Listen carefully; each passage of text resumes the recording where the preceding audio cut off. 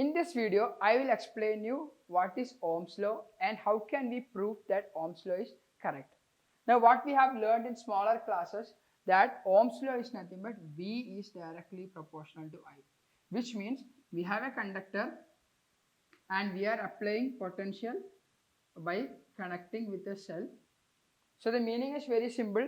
As we are connecting more batteries in this, the current will increase, which means when we are increasing the potential applied across a conductor, the current passing through the conductor increases.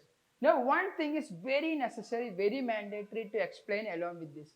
What is that? External conditions should remain unchanged, which means doing this experiment, while making this experiment to prove V is directly proportional to I, there shouldn't be any temperature change in the atmosphere or in the surroundings, or there shouldn't be any pressure change.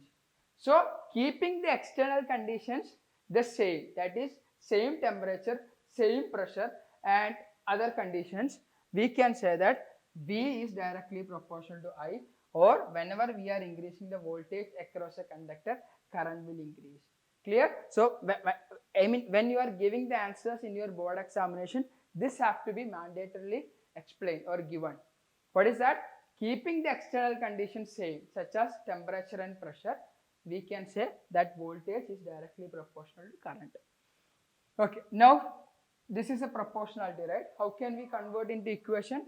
V is equal to a constant into I. So, or I could say that V is equal to IR.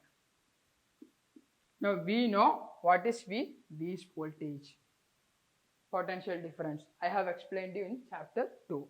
I, current. We know Q by T. R is equal to resistance. Now what is resistance actually?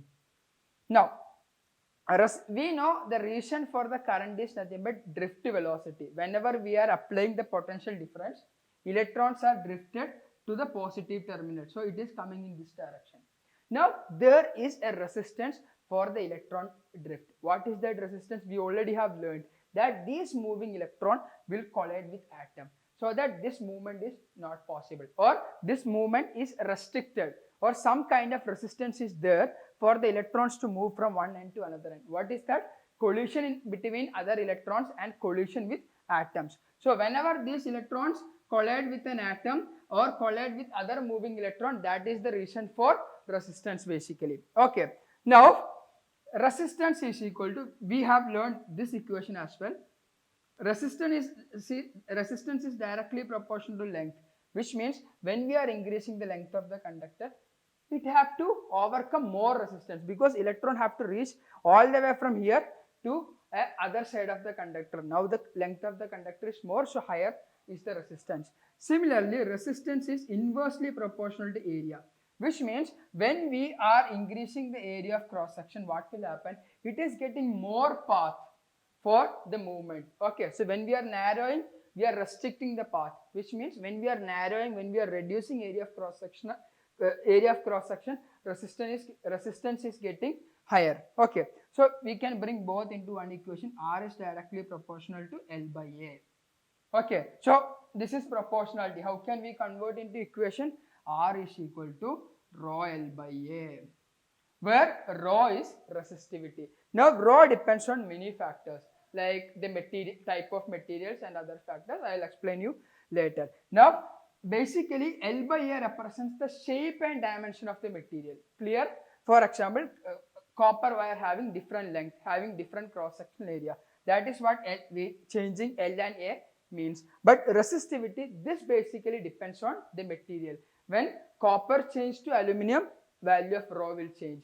When aluminum changes to silver, the value of rho will change, but L and A will not change. So let's, for example, you have 5 centimeter wire having 1 centimeter square cross sectional area, let's say this one, but the value of resistance will be different for different element.